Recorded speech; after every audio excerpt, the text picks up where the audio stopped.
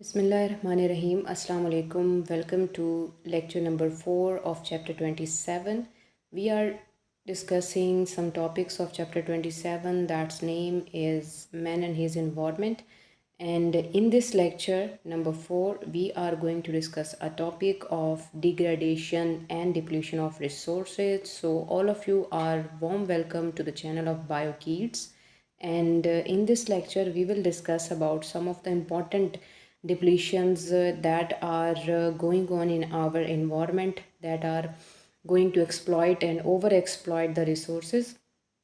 बेटा इस लेक्चर के अंदर हमने ये चीज़ डिस्कस करनी है कि प्रीवियसली जितने भी तीनों लेक्चर्स थे उनके अंदर हमने रिसोर्सेज को डिस्कस किया कि रिसोर्सेज हमें कैसे मिलते हैं और हम उनको किस तरह से इस्तेमाल करते हैं। इस टॉपिक के अंदर हमने यही चीज़ डिस्कस करनी है कि उन रिसोर्सेज को हम कितना ओवर यूज़ कर रहे हैं, कितना ओवर एक्सप्लॉइट कर रहे हैं और उन ओवर एक्सप्लोजन्स की वजह से, एक्सप्लॉयटेशंस की वजह से वो रिसोर्सेज किस हद तक अफेक्ट हो रहे हैं, जिससे इन्वायरमेंट के अंदर क्या नेगेटिव इम्पैक्ट पड़ रहा है। सो आप ये कंसिडर कर सकते हैं कि पहले जो 3 लेक्चर्स हैं उन 3 लेक्चर्स की समरी है ये लेक्चर नंबर 4, जिसके अंदर हमने उन्हीं चीज़ों की इम्पैक्ट देखने हैं कि इन्वायरमेंट के ऊपर कितना नेगेटिव इम्पैक्ट पड़ता है उन तमाम एक्टिविटीज़ का। So let's start our lecture. सबसे पहले हम आउटलाइंस देख लेते हैं कि हमने अंडर किन हेडिंग्स ये सारी चीज़ें डिस्कस करनी है। सो इस टॉपिक की मैंने कुछ इंपॉर्टेंट हेडिंग्स बनाई हैं because this topic is very important long question. So important है कि हम इसको हेडिंग वाइज डिस्कस करें ताकि जब ये लॉन्ग क्वेश्चन आए तो आप आसानी से इसको अटैम्प्ट कर सकते हैं। Over hunting and over fishing, deforestation, use of more lands, over use of water resources, over use of fossil fuels. और इसके साथ एक छोटा सा टॉपिक अटैच्ड किया है मॉडिफिकेशन ऑफ एनवायरनमेंट। ठीक है, ऊपर जितनी भी स्मॉल हेडिंग्स आपको नज़र आ रही हैं वो डिग्रेडेशन ऑफ रिसोर्सेज की हेडिंग है। इसके साथ एक छोटा सा टॉपिक अगर आप अपनी सरगोदा बोर्ड की बुक पर देखेंगे, पंजाब टेक्स्ट बुक पर, तो आपको पिंक हेडिंग के नीचे एक टॉपिक बुक के अंदर नज़र आएगा, that is modification of environment, जो कि इसी से लिंक्ड है। छोटा सा टॉपिक है लेकिन हाँ इससे डिफरेंट है। ठीक है, सो आपने ये कंसिडर करना है। ये चीज़ मैं आपको ऑलरेडी क्लियर कर दूं पढ़ाने से पहले कि ये सारा जो पोर्शन है ये आता है डिग्रेडेशन डिप्लीशन ऑफ रिसोर्सेज में, और ये जो पॉइंट है ये एक अलग टॉपिक है जो इसके साथ हमेशा डिस्कस किया जाता है, लेकिन आपको पता होना चाहिए कि ये थोड़ी सी डिफरेंट चीज़ है। Let's start. सबसे पहली चीज़, degradation and depletion of resources से मतलब क्या है, यानी इससे हम क्या मुराद देते हैं। सो अर्थ की नेचुरल रिसोर्सेज की बात की जाती है तो उसमें फ़िज़िकल रिसोर्सेज आते हैं like water, air and soil. Chemical elements आते हैं, ठीक है। इसके अलावा फॉसल फ्यूल्स हैं and together all of other species of living organisms, यानी जितनी भी लिविंग स्पीशीज़ आप देख लेते हैं प्लांट्स की या एनिमल्स की, या ये जो फिज़िकल रिसोर्सेज हैं, वाटर है, एयर है, सॉइल है, या केमिकल एलिमेंट्स हैं, या फॉसल फ्यूल्स हैं, तो ये सारी की सारी चीज़ें ही नेचुरल रिसोर्सेज हैं, ये नेचर ने आपको दी हैं, या ये हम कहते हैं कि अर्थ के अंदर जो है वो मौजूद होते हैं। So all these resources are being depleted. अब ये इनकी डिप्लीशन यानी कमी या डिग्रेडेशन यानी ख़राबी क्यों आ रही है, इनकी ओवर एक्सप्लॉयटेशन की वजह से। एक्सप्लॉयट का मतलब होता है किसी चीज़ को यूज़ करना, ओवर एक्सप्लॉयटेशन का मतलब है एक्सेसिव यूज़ करना, जिससे रिसोर्स के ऊपर नेगेटिव इम्पैक्ट पड़ता है। वो ख़त्म तो हो ही रहा है लेकिन साथ ही साथ नेगेटिव इम्पैक्ट भी पड़ेंगे इन्वायरमेंट के ऊपर। सो इन सारी चीज़ों की हम डिटेल देख लेते हैं। That was a brief overview of this topic. Heading number 1 हमारे पास आती है over hunting and over fishing. Human activity या मैन एक्टिविटी की वजह से ओवर हंटिंग फॉर एग्जांपल हम कहते हैं, या ओवर फिशिंग कहते हैं। इससे बहुत सारी ऐसी स्पीशीज़ हैं एनिमल्स की जो कि एक्सप्लॉयट हो रही हैं, जो कि एक्सटेंशन की तरफ जा रही हैं। ठीक है, जैसे हम ओवर हंटिंग की बात करते हैं, डियर की बात कर लें फॉर एग्जांपल, हिरन की, तो वो अगर एक्सेसिवली उसका शिकार होता रहेगा तो जाहिर सी बात है वो ओवर हंटिंग की वजह से एक टाइम आएगा कि वो ख़त्म हो जाएंगे। इसी तरह ओवर फिशिंग की वजह से बहुत सारी ऐसी स्पीशीज़ हैं जो कि आज पाकिस्तान में बहुत कम है। जैसे पाकिस्तान की जो नेशनल फ़िश है गोल्डन माशीर, गोल्डन माशीर जो है ये पाकिस्तान की नेशनल फ़िश है जो कि जिना बिराज से चश्मा बिराज की रेंज में पाई जाती है और दुनिया में ये कहीं भी नहीं पाई जाती। तो ये बहुत इंपॉर्टेंट और रेयर स्पीशी है और इस वजह से ये पाकिस्तान की नेशनल फ़िश में आती है। लेकिन इसकी ओवर फिशिंग की वजह से, ओवर हंटिंग की वजह से और इसके इलीगल हंटिंग की वजह से क्या है कि अब ये फ़िश जो है वो एक्सटेंशन की तरफ है, यानी इसकी बहुत कम इंडिविजुअल्स रह गए हैं, स्पीशी नहीं इंडिविजुअल्स रह चुके हैं कि बस गिनी चुनी चीज़ें रह गई हैं। अदरवाइज़ ये जो कि इतनी इंपॉर्टेंट और रेयर स्पीशी है ये एक्सटेंट होने को है। ये कुछ रियल एग्जांपल्स हैं जो हमारी डेली लाइफ में आजकल चल भी रही हैं। सो आई थिंक कि इन चीज़ों को ज़रूर आपका आइडिया होना चाहिए कि आप ज़रूर इन चीज़ों को मद्देनज़र रखें।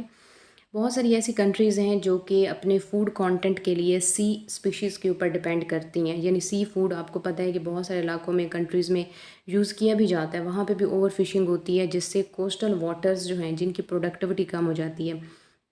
अब इस लाइन का मतलब है had lead to over fishing of productive coastal waters, यानी ओवर फिशिंग क्या होती है, प्रोडक्टिव कोस्टल वाटर का मतलब है कि उसमें बहुत सारी स्पीशीज़ थी, उसमें प्रोडक्टिविटी ज़्यादा है, नंबर ऑफ़ इंडिविजुअल ज़्यादा हैं, लेकिन उसके अंदर हम कहते हैं कि ओवर फिशिंग की वजह से, ज़रूरत से ज़्यादा हंटिंग की वजह से वो चीज़ें एक्सटेंशन की तरफ जाती हैं, जिससे आपके पास एक जो नेचुरल सी फूड्स वो जो फूड होता है, तो वो जो सोर्स ऑफ सी फूड है वो ख़त्म हो रहा है या आहिस्ता आहिस्ता उसकी डिप्लीशन होना स्टार्ट हो जाती है। सो यहाँ से आपको एक शॉर्ट क्वेश्चन भी आ सकता है, how over hunting and over fishing affects coastal waters. Next हमारे पास है पॉइंट डिफॉरेस्ट्रेशन। डिफॉरेस्ट्रेशन क्या चीज़ होती है? डी का मतलब है रिमूवल, फॉरेस्ट का मतलब है फॉरेस्ट, यानी वास्ट एरिया पर जब फॉरेस्ट को क्लियर किया जाता है, जब उसको, जैसे आपको पिक्चर में भी नज़र आ रहा है कि इतने ज़्यादा हाई लेवल पर, जब इतने वास्ट लेवल पर फॉरेस्ट को बिल्कुल क्लियर कर दिया जाएगा, एक अच्छा खासा एरिया वहाँ से लकड़ी को साफ़ करके कहीं और लेके जाया जाएगा, तो इसको हम डिफॉरेस्ट्रेशन की बात करते हैं। सो डिफॉरेस्ट्रेशन और cutting down of natural Woodlands for land clearance, building material और फ्यूल रिक्वायरमेंट, ये नेचुरल हैबिटेट को डिस्ट्रॉय कर देती है। अब आप खुद सोचें कि एक ऑर्गेनिज्म, ठीक है, लेट्स से फॉर एग्जांपल एक एनिमल था, अब वो मैमल भी हो सकता है, वो बर्ड भी हो सकता है, कोई रेप्टाइल एम्फीबियन भी हो सकता है, ठीक है। अब वो जो एनिमल है वो इस फॉरेस्ट के अंदर रहता था, ठीक है, तो उसकी एक ट्री फॉर एग्जांपल अगर वो उसका होम था या उसका वहाँ पर नेस्ट मौजूद था और वो ट्री कट हो जाता है, इसका मतलब है एक इंडिविजुअल का जो है वो हैबिटेट लॉस हो गया, तो अब वो कहाँ पर रहेगा, उसके लिए कोई शेल्टर नहीं है, ठीक है, वो फूड को कैसे सर्च करने के लिए जाएगा, क्योंकि उसके पास कोई शेल्टर ही नहीं है, वो इन्वायरमेंट से खुद को कैसे प्रोटेक्ट करेगा।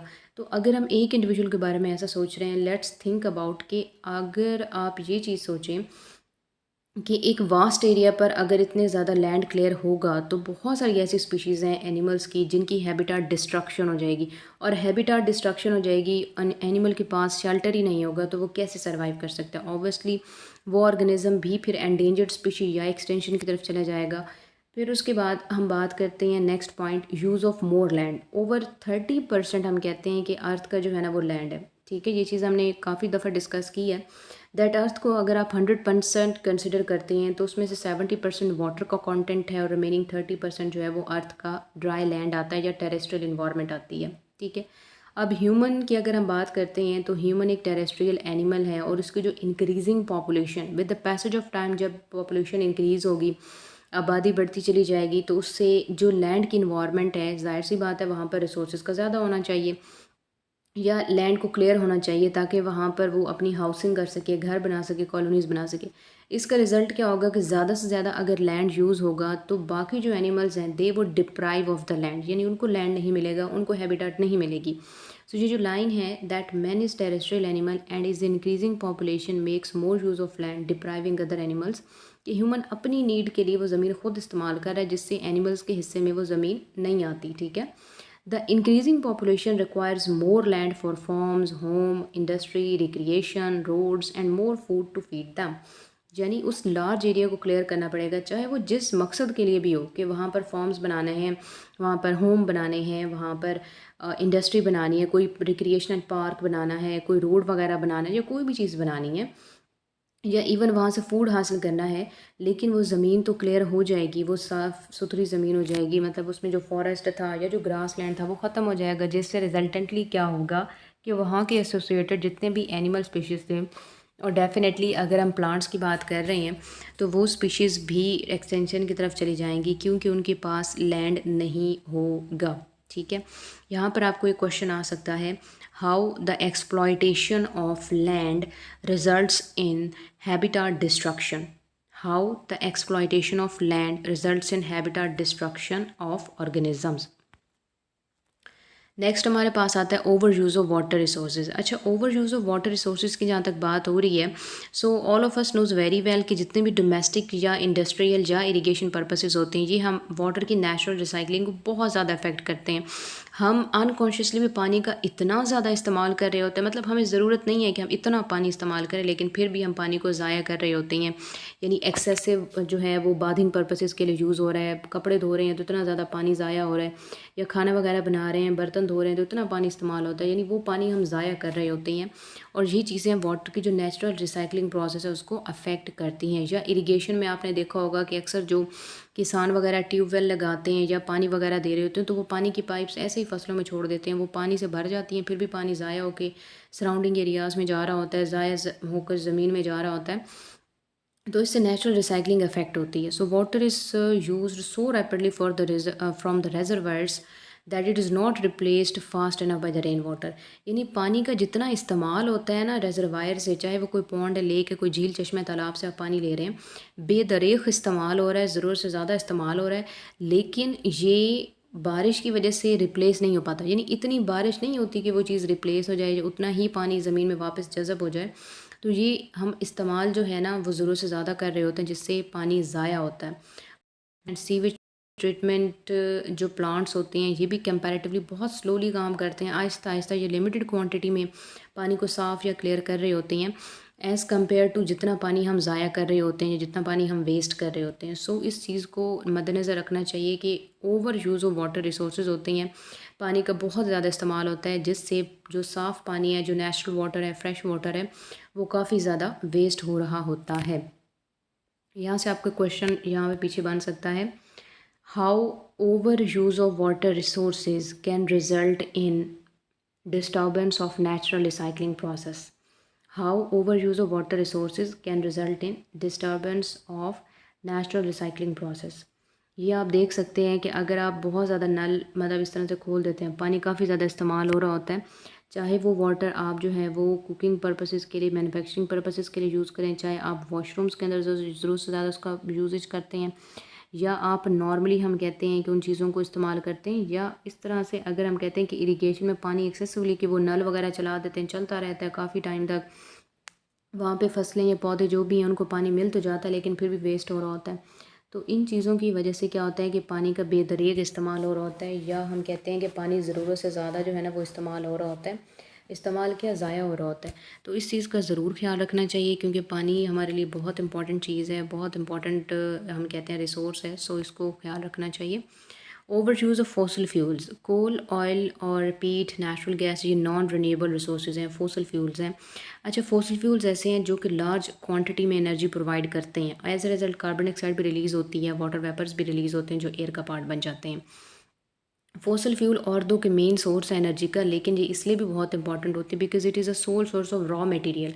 यानी ये as a raw material use होती है बहुत सारी केमिकल कंपाउंड्स के प्रोडक्शन के अंदर, मेडिसिन्स में, फर्टिलाइजर्स में, प्लास्टिक्स में, या फाइबर्स के अंदर जो पेस्टिसाइड्स बनाई जाती हैं, डिटर्जेंट्स बनाए जाते हैं, या एक्सप्लोजिव बनाए जाते हैं, परफ्यूम या सिंथेटिक फ्लेवर्स बनाए जाते हैं, वहाँ पे फॉसल फ्यूल्स यूटिलाइज़ हो रही होती हैं एज अ रॉ मटेरियल। क्यों? क्योंकि ऑब्वियस सी बात है वो चीज़ें टैंक्स में बनेंगी, बायो रिएक्टर्स में बनेंगी, उनके लिए फ्यूल यूज़ होगा, कहीं पे कोल यूज़ होगा, कहीं पे ऑयल यूज़ होगा, कहीं पे नेचुरल गैस यूज़ होगी, कहीं पे पीट को इस्तेमाल किया जाएगा।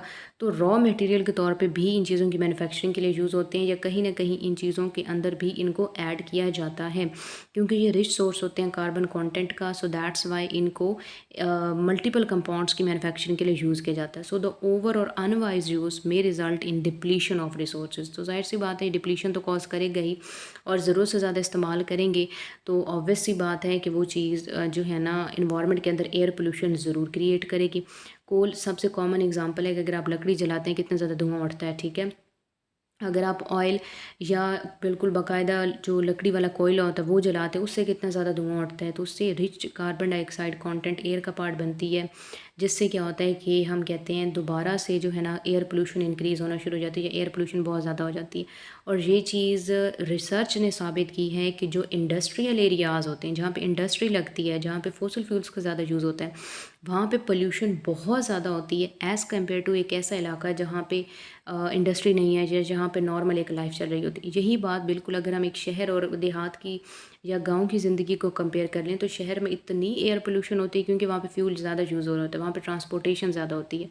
लेकिन अगर आप एक विलेज को देख लेते हैं तो वहाँ पे इतनी ज़्यादा क्योंकि ट्रांसपोर्टेशन नहीं होती, इतनी ज़्यादा यूजेज नहीं होती, तो वहाँ की इन्वायरमेंट क्लियर होती है, हवा काफ़ी साफ़ सुथरी होती है, हेल्दी होती है। सो ये चीज़ है। फिर उसके बाद हमारे पास यहाँ पर एक टॉपिक हमारा कंप्लीट हो रहा है degradation and depletion of resources का। ठीक है, अब यहाँ पर बेटा आपको एक क्वेश्चन आ सकता है, एक लॉन्ग क्वेश्चन आता है, how the natural resources can be depleted and degraded over earth. या ये भी हो सकता है, how degradation and depletion of natural resources takes place in earth. तो ये सारे पॉइंट्स इसके अंदर आएंगे, यानी ये आपने वन बाय वन डिस्कस करने हैं degradation and depletion of resources के हवाले से। सेम हेडिंग्स आपकी चलेंगी, डिग्रेडेशन डिप्लीशन ऑफ रिसोर्सेज। आपने पहले एक ओवरव्यू देना होगा, फिर उसके बाद डिटेल में वन बाय वन आपने इन हेडिंग्स को 1 2 3 4 करके सारा ऐड करना होगा up to the point of fossil fuels. ठीक है, तो यहाँ से आपका लॉन्ग क्वेश्चन कंप्लीट हो जाएगा। मीनवाइल जो शॉर्ट क्वेश्चन आ सकते हैं वो भी मैंने आपको बता दिए हैं, और थ्योरी को ज़रूर गौर से पढ़िएगा, एमसीक्यूज़ भी इसमें से आराम से बन जाएंगे, तो आपका ये टॉपिक ईज़िली प्रिपेयर हो सकता है। नेक्स्ट हमारे पास एक छोटा सा टॉपिक है इसके साथ, मॉडिफिकेशन ऑफ इन्वायरमेंट। अब मॉडिफिकेशन ऑफ इन्वायरमेंट की जहाँ तक बात है तो हम ये बात करते हैं, यहाँ पे कुछ आपको पॉइंट्स, कुछ सजेशंस दिए गए हैं कि इन्वायरमेंट ने, ह्यूमन ने इन्वायरमेंट को कैसे चेंज किया है या हम उसको मज़ीद कैसे मॉडिफाई कर सकते हैं, कैसे बेहतर कर सकते हैं। So in past human beings led a simple lives that require little energy. As man in society progressed, consumption of energy and material increased. यानी पास्ट में ह्यूमंस ने सिंपल ज़िंदगी गुजारी है, बिल्कुल सुकून वाली ज़िंदगी गुजारी है, तो वहाँ पे एनर्जी की रिक्वायरमेंट ही कम थी। लेकिन जैसे जैसे ह्यूमन और सोसाइटी ने प्रोग्रेस की है, तरक्की की है, तो कंजप्शन ऑफ एनर्जी ज़्यादा हो गई है, मटेरियल का यूजेज ज़्यादा हो गया, जिससे इनडायरेक्टली क्या होता है, इन्वायरमेंट के अंदर पोल्यूशन ज़्यादा हो गई। जैसे ये सामने आपको इमेजेस दिखाए गए हैं कि बिल्डिंग मटेरियल ज़्यादा हो गया है, कि ज़्यादा से ज़्यादा आपको बिल्डिंग्स नज़र आती हैं, व्हीकल्स नज़र आती हैं, शॉपिंग सेंटर्स नज़र आते हैं, तो ऑब्वियस सी बात है कि वहाँ पर वेस्ट मटेरियल भी आपको ज़्यादा नज़र आता है, जिसका इम्पैक्ट ये पड़ता है कि जो एयर बॉर्न पोल्यूशन है, एयर पोल्यूशन बढ़ना शुरू हो जाती है। तो इस तरह से इन्वायरमेंट मॉडिफाई हो रही है। यहाँ पर मॉडिफिकेशन का मतलब पॉजिटिव नहीं है, यहाँ पर मतलब ये है कि ह्यूमन ने जैसे जैसे तरक्की की है, जैसे जैसे प्रोग्रेस की है, तो उसने इन्वायरमेंट को मॉडिफाई किया है इन अ नेगेटिव मैनर, कि हाउसिंग कॉलोनीज़ बढ़ा दी हैं, तो उस वजह से ज़ाहिर सी बात है कि वेस्ट मटेरियल भी बढ़ जाएगा, जिससे अल्टीमेटली अर्थ के अंदर जो पोल्यूशन है वो भी इंक्रीज़ कर जाती है। सो इस पॉइंट का ये मतलब था। नेक्स्ट पॉइंट है हमारे पास, एज मॉडर्न होम। यानी अब नेक्स्ट इसमें पॉइंट हमारे पास है modern home. A modern home is using different type of energy consumption devices like washing machine, refrigerator, television. For cooking gas is usually used. यानी modern houses में आप देखते हैं तो हम ज़्यादा से ज़्यादा चीज़ें यूज़ कर रहे होते हैं जो इलेक्ट्रिसिटी पे चलते हैं, जैसे वॉशिंग मशीन हो गई, जैसे रेफ्रिजरेटर है, टेलीविज़न है। ठीक है, या अगर हम यूज़ कर रहे हैं कुकिंग के लिए किचन में, तो किचन में हम गैस ही यूज़ करते हैं। तो ये सारी चीज़ें क्या हैं, ये इलेक्ट्रिसिटी की यूजेज है, या ये हम नेचुरल गैस की बात करें तो फॉसल फ्यूल्स की यूजेज है। ठीक है, इसी तरह work in office. Work in office इसमें एक तीसरी नंबर पे पॉइंट आता है, many people work in office which make use of a lot of energy in lightning, air conditioning and many of the face many of the office equipments like photocopiers machines and computers and telephones and telexes and also fax machines। कि अगर हम इनकी बात करते हैं तो बहुत सारी ऐसी मशीनरी है जो कि हम यूजली ऑफिस में यूज़ करते हैं, क्योंकि इन सारी चीज़ों की ज़रूरत होती है काम के लिए। तो जब मशीनरी ज़्यादा यूज़ होगी, वर्किंग ज़्यादा होगी, तो ऑब्वियस सी बात है कि उसके लिए जो फ्यूल होगा वो ज़्यादा इस्तेमाल होगा। अगर हम फोटोकॉपियर की बात करते हैं तो वहाँ पे इंक्स ये ज़्यादा यूज़ होते हैं। एयर कंडीशनर्स की, या कंप्यूटर्स, टेलीफोन या फैक्स मशीन्स की बात करते हैं तो वहाँ पे इलेक्ट्रिसिटी ज़्यादा यूज़ होती है। ठीक है, तो ये इस तरह से एनर्जी की कंजप्शन ज़्यादा होती है। अब इसमें साथ में एक पॉइंट है एडाप्टे, मतलब एक छोटी सी आपको क्लिप दिखाया गया एडाप्टेशन का, कि हम अपनी इन्वायरमेंट को ज़्यादा अच्छा इस तरह से कर सकते हैं अगर हम अपने नेचुरल पार्क्स बना लें जहाँ पे हम एनिमल प्लांट स्पीशीज़ को कंज़र्व करके उनको सेव कर सकते हैं। ठीक है, या फिर हम जो है अर्बन प्रोजेक्ट स्टार्ट कर दें, अर्बन ग्रीन प्रोजेक्ट्स, यानी ज़्यादा से ज़्यादा जो है ना ट्रीज़ लगाए जाएँ। जैसे इमरान खान ने एक प्रोजेक्ट शुरू किया था ग्रीन पाकिस्तान का, तो उसका काफ़ी अच्छा इम्पैक्ट पड़ा था केपी में, जहाँ पर उन्होंने इतनी ज़्यादा जो है ट्रीज़ वगैरह लगाए थे, तो काफ़ी अच्छा इम्पैक्ट पड़ा था इन्वायरमेंट के ऊपर। और इसके अलावा जितने भी वेस्ट मटेरियल है उसको एक ही जगह इकट्ठा करें और फिर उसको कंपोज करें। उसके अलावा हम कहते हैं कि गार्डनिंग वगैरह ज़्यादा से ज़्यादा करें। गार्डनिंग ज़्यादा करेंगे तो इन्वायरमेंट जो है वो सारी ग्रीन रहेगी, प्योरीफाई रहेगी, तो इन्वायरमेंट बेहतर हो सकती है। ये एक इसमें एक एडाप्टेशन के हवाले से एक आइडिया आपके साथ शेयर किया गया। नेक्स्ट पॉइंट है mode of transpiration. Mode of transpiration हम कहते हैं कि ट्रांसपायरेशन दैट इज़ ट्रांसपोर्टेशन। यहाँ पर एक मिस्टेक हो गई है, मोड ऑफ ट्रांसपोर्टेशन, इसको कंप्लीट कर लीजिएगा, ट्रांसपोर्टेशन है यहाँ पे। So mode of transportation has been changed over the years but most of them still obtain their energy by burning fuels. कि ऑल दो के ट्रांसपोर्टेशन चेंज हो गई है लेकिन आज भी कार, टैक्सीज वगैरह पेट्रोल पे ही चलती हैं। हैवी व्हीकल्स हैं, बसेस, लॉरीज, शिप्स वगैरह, ट्रेन्स हैं, ये डीजल्स पे चलती हैं। एयरप्लेन है वो केरोसिन ऑयल यूज़ करता है, ठीक है। तो आज भी फॉसिल फ्यूल्स इस्तेमाल होते हैं। इंडस्ट्रीज़ की अगर हम बात करते हैं वो तो लार्जेस्ट कंजप्शन करती हैं, लार्जेस्ट कंज्यूमर्स हैं इलेक्ट्रिक एनर्जी के या फॉसिल फ्यूल्स के, क्योंकि ज़ाहिर सी बात है हैवी मशीनरी होती है, फॉसिल फ्यूल तो यूज़ हो गई, साथ ही साथ वहाँ पे लाइटनिंग यानी कि इलेक्ट्रिसिटी भी काफ़ी ज़्यादा इस्तेमाल होती है। सो ये हमारे पास कुछ इंपॉर्टेंट जो है ना पॉइंट्स आते हैं इसमें। ये जो एक टॉपिक है छोटा सा, मॉडिफिकेशन ऑफ इन्वायरमेंट, अगर आप अपनी बुक पर देखेंगे तो 5 से 6 पॉइंट्स ही आपको बताए गए हैं। पॉइंट नंबर 1 ये सामने मौजूद है, पॉइंट नंबर 2 और 3 यहाँ पे, ठीक है। पॉइंट नंबर 4 और 5 यहाँ पे, टोटल 5 पॉइंट्स हैं। हाँ, दरमियान में ये इमेजेस ज़रूर ऐड किए हैं ताकि आपको पहले पॉइंट की समझ आ जाए, उससे रेलिवेंट इमेज ऐड किया है। और साथ ही यहाँ पर एक इम्पॉर्टेंट एडेप्टेशन भी ऐड कर दीजिए जस्ट आपके समझने के लिए है। और लास्ट में हम बात कर लेते हैं लॉन्ग क्वेश्चंस की। एनुअल पेपर में बहुत इंपॉर्टेंट लॉन्ग क्वेश्चन आते हैं। How degradation and depletion of resources occur on earth, ठीक है। ये लॉन्ग क्वेश्चन है जो मैंने आपको स्टार्टिंग में बता दिया था कि वो टॉपिक लॉन्ग के लिए इंपॉर्टेंट है। फिर दूसरा है right a note on modification of environment, 5 points हैं। तो ये 2 से 3 नंबर का आ सकता है आपको। तो अबव मेंशन दोनों जो टॉपिक्स हैं ये लॉन्ग के लिए बहुत इंपॉर्टेंट हैं। दैट्स वाई जो खासकर डिग्रेडेशन डिप्लीशन ऑफ रिसोर्सेज वाला है ये हेडिंग्स में ही आपको करवाया गया है इस लेक्चर में, ताकि आपको आसानी हो इसकी प्रिपरेशन के अंदर। एंड आई होप कि आपको लेक्चर के सारे पॉइंट्स समझ आ गए होंगे। लेक्चर काफ़ी इजी था, काफ़ी ज़बरदस्त सा था, क्योंकि इनसे पहले जो टॉपिक्स थे उसमें आपने इन सारी चीज़ों की डिटेल पढ़ी है। तो आज उसी की एक समरी थी कि कैसे वो चीज़ें हमारे इन्वायरमेंट को अफेक्ट करती हैं। एंड आई होप कि आपको सारी चीज़ें काफ़ी अच्छे से क्लियर हो गई होंगी। आई नो वेरी वेल कि आपने अगर नहीं किया तो जल्दी से वीडियो को लाइक करें और चैनल को सब्सक्राइब कर लें। On the channel of bio kids आपको और भी काफ़ी सारे लेक्चर्स मिलते रहेंगे। और जैसे जैसे आप जो है चैनल को यूटिलाइज़ करते रहेंगे वैसे वैसे और ज़्यादा नोटिफिकेशंस आपको मिलते रहेंगे और आप अपनी प्रिपरेशन बहुत अच्छे तरीके से कर सकते हैं। चैनल को ज़रूर अपने फैमिली फ्रेंड्स के साथ शेयर कीजिएगा। Wish you all the very best and very good luck.